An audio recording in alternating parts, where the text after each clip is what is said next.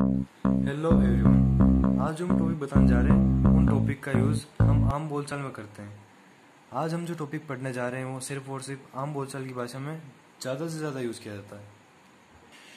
Guys, आम जिंदगी में कई बार हम कहते हैं कि मुझे ना ड्राइविंग का शौक है, मुझे चाय का शौक है, उसे डांसिंग का शौक है, या वो तो कार चलाने का बहुत शौकीन है। तो गाइस, ये जो शौक है, शौकीन है, जब इस तरह के वर्ड आए तो उनको इंग्लिश में ट्रांसलेट कैसे करें, उनका इंग्लिश में सेंटेंस कैसे बनाएं, तो पढ़ते हैं इसी के बारे में। चलो, तो गाइस, आज का टॉपिक है फॉन्ड ऑफ। फॉन्ड ऑफ, जी हाँ, फॉन्ड ऑफ मतलब होता है शौकीन, किसी चीज़ का शौकीन। Fond of, not a found of, it is fond of, FOND, fond. Fond of का मतलब होता है शौकीन। तो चलो इसका स्ट्रक्चर देखते हैं अपन। पहले अपन लिखते हैं सब्जेक्ट, फिर हेल्पिंग वर्ब। हेल्पिंग वर्ब में is am are, was were, okay. और फिर आता है फॉन्ड ऑफ वर्ब और समथिंग। अब मैं बताता हूँ आपको कि सब्जेक्ट के अंदर I, we, you, they, is, he, she, it, name, all, ठीक है। और हेल्पिंग वर्ब में is am are, was were. याद रखना इसमें कि इसमें डू, डस और हैज एव नहीं आता है। इसका एक रीज़न है, वो रीज़न मैं आपको वीडियो के एंड में बताने वाला हूँ, ओके।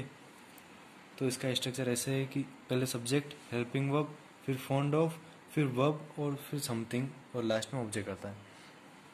वर्ब में हमेशा ING लगती है। अगर वर्ब आती है तो उसमें हमेशा ING लगेगी, यानी वर्ब की फर्स्ट फॉर्म और ING लगेगी। और अगर वर्ब नहीं आती या कोई नाउन आता है तो उस नाउन को as it is first form में लिख दिया जाएगा। तो चलो इसके कुछ एग्जाम्पल देखते हैं। तो अपना फर्स्ट एग्जाम्पल होगा कि मैं पढ़ाने का शौकीन हूँ। तो अपन इसकी इंग्लिश बना दे। चलो, इसकी इंग्लिश बनेगी I am fond of teaching. तो इसमें I am fond of teaching इसलिए आया क्योंकि ये वर्तमान का सेंटेंस है। तो ये मैं शौकीन हूँ, मैं भी शौकीन हूँ ना, तो ये वर्तमान का सेंटेंस है इसमें, इसलिए आई एम आया, ओके। तो अपने नेक्स्ट सेंटेंस पे आते हैं। नेक्स्ट वाला है वह गाने गाने का शौकीन है। तो इसका इंग्लिश में ट्रांसलेशन होगा कि he is fond of singing a songs, okay.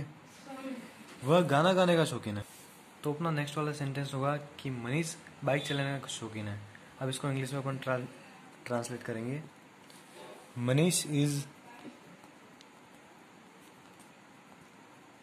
Fond of riding bikes, riding bike, okay. तो मनीष इज यहाँ पे इसलिए आया क्योंकि मनीष सिंगुलर है, नेम है, ये सिंगुलर नेम है, ओके। तो इसलिए यहाँ पे इज आया। और फॉन्ड ऑफ तो आपको पता ही है कि यहाँ पे शौकीन, फॉन्ड ऑफ का मतलब होता है शौकीन, तो शौकीन की वजह से यहाँ पे फॉन्ड ऑफ आया। और राइडिंग बाइक, किसका? राइडिंग बाइक मतलब बाइक चलाने का। तो अपना नेक्स्ट वाला सेंटेंस होगा कि मेरे दादाजी गुलाब जामुन खाने के शौकीन थे। तो अपन इसका इंग्लिश बनाते अपन कि माई ग्रैंडफादर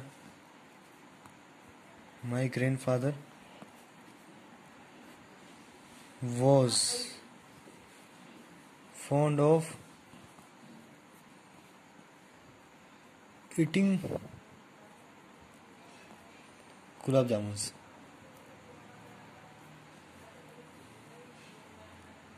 सो यहाँ पे वो इसलिए आया कि ये पास्ट में है, कि वो शौकीन थे, अभी नहीं है, अभी उनको शुगर है इसलिए ओके। तो इसी तरह अपना नेक्स्ट वाला होगा कि राहुल आइसक्रीम खाने का शौकीन था, ठीक है। तो अब इसको इंग्लिश में ट्रांसलेट करेंगे अपन कि Rahul was fond of eating ice creams.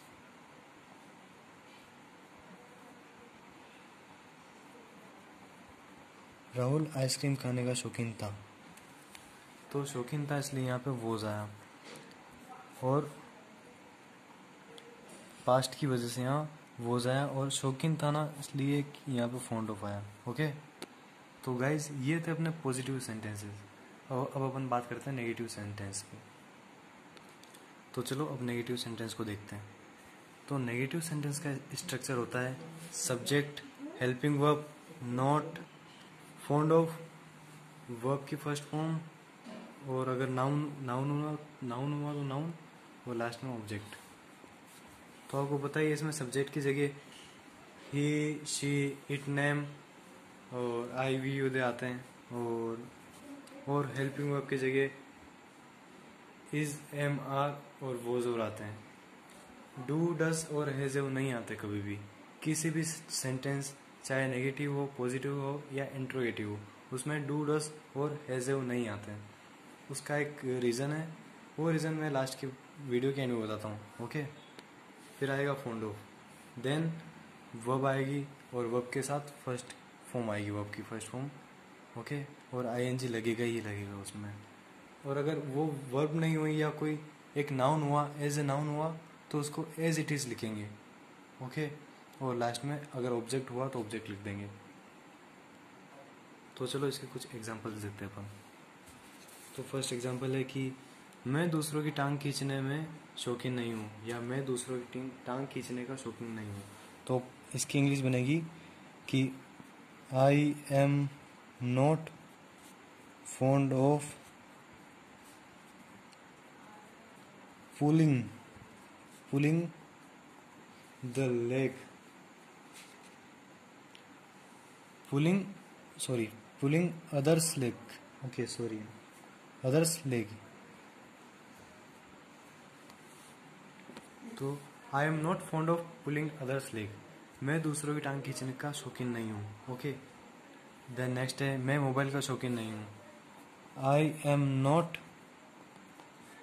Fond of mobile, I am not fond of mobile, मैं मोबाइल का शौकीन नहीं हूँ।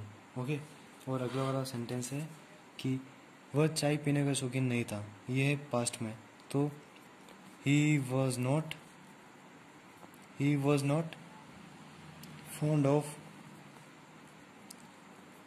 Taking tea. यहाँ वॉज इसलिए आया क्योंकि ये पास्ट में है, सेंटेंस पास्ट में है ये सेंटेंस, इसलिए यहाँ पे वॉज आया। ओके, तो हम बात करेंगे इंट्रोगेटिव सेंटेंस के बारे में। अपन ने पॉजिटिव देख लिया, नेगेटिव देख लिया। और गाइज प्लीज़ इसको आप रिपीट करें, ऑन दी लूप रखें इसको, नहीं तो और आप सेंटेंस बनाएं इसके, नहीं तो समझ में नहीं आने वाला है। इससे थोड़ा हार्ड है, पर आप सेंटेंस बनाएंगे तो जल्दी से समझ जाएंगे इसको। अब नेक्स्ट है अपना इंट्रोगेटिव सेंटेंस।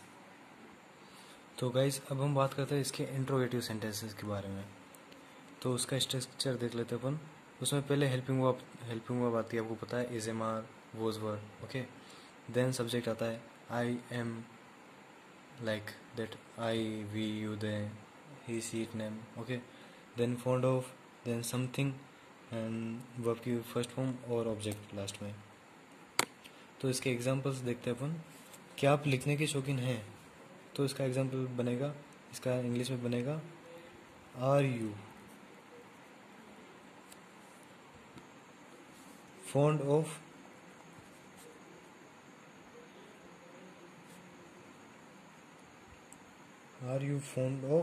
writing? ओके, तो इससे ये सेंटेंस है कि क्या आप लिखने की शौकीन है, तो इसको इंग्लिश में ट्रांसलेट कर सकते हैं अपन कि are you fond of writing, क्या आप लिखने के शौकीन हैं। और देन नेक्स्ट वाला होगा क्या वह फुटबॉल खेलने का शौकीन है, तो ये होगा कि is he fond of play is he fond of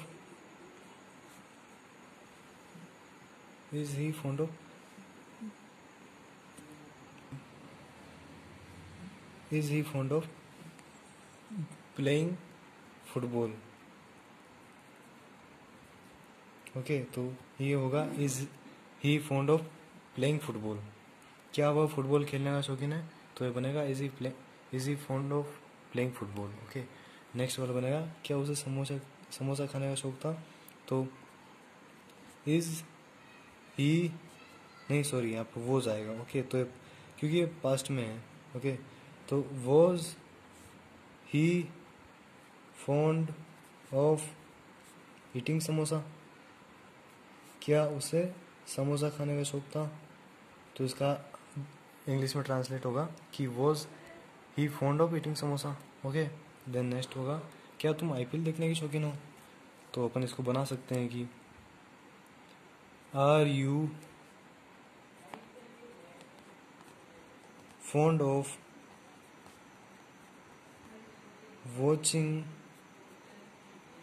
IPL, क्या आप आईपीएल देखने की शौकीन हो, तो इसको ऐसे बना सकते हैं। ओके, एंड इसी को नेगेटिव इंट्रोगेटिव नेगेटिव बनाना हो तो are you not fond of, not यहाँ लग जाएगा। ओके, नोट यहाँ लग जाएगा, सब्जेक्ट के बाद नोट लग जाएगा। ओके, तो गाइस जैसे मैंने पहले बोला था कि फॉन्ड ऑफ के साथ is am are was were ही आता है, डू डज और हैज एव नहीं आता है। तो इसका रीज़न ये है कि फॉन्ड ऑफ जो होता है, फॉन्ड जो होता है वो एडजेक्टिव होता है, एडजेक्टिव यानी विशेषण होता है। तो एडजेक्टिव के साथ कभी भी हैज हैव और इज और डू डज नहीं आता, क्योंकि ये अनकाउंटेबल नाउन है। ओके, तो यहाँ पे इज एम आर और वॉज वर ही आएगा फॉन्ड ऑफ के साथ हमेशा, कभी डू डज और हैज हैव नहीं आएगा और हेड भी नहीं आएगा। ओके, सो आई होप आपको ये वीडियो अच्छी लगी होगी। तो ऐसी ही नई नई चीज़ों से एक्सप्लोर होने के लिए, नई नई चीज़ सीखने के लिए, जानने के लिए, नए नए शब्द के बारे में जानने के लिए आप हमसे जुड़े रहिएगा। और नेक्स्ट वीडियो में अपन बहुत सी अच्छी आने वाली अगर आप सपोर्ट करते हैं, और आने वाली जो वीडियो होगी उनमें मैं बहुत सारे ऐसे ऐसे शब्द बताने वाला हूँ जो आपको लगभग शायद पता नहीं होंगे। आपके आम बोलचाल की भाषा में आप उनको यूज़ तो लेते होंगे, पर उनको इंग्लिश में कन्वर्ट नहीं कर सकते। तो मैं उन्हीं के बारे में चर्चा करने वाला हूँ आने वाली वीडियोस में। So please support us and thank you.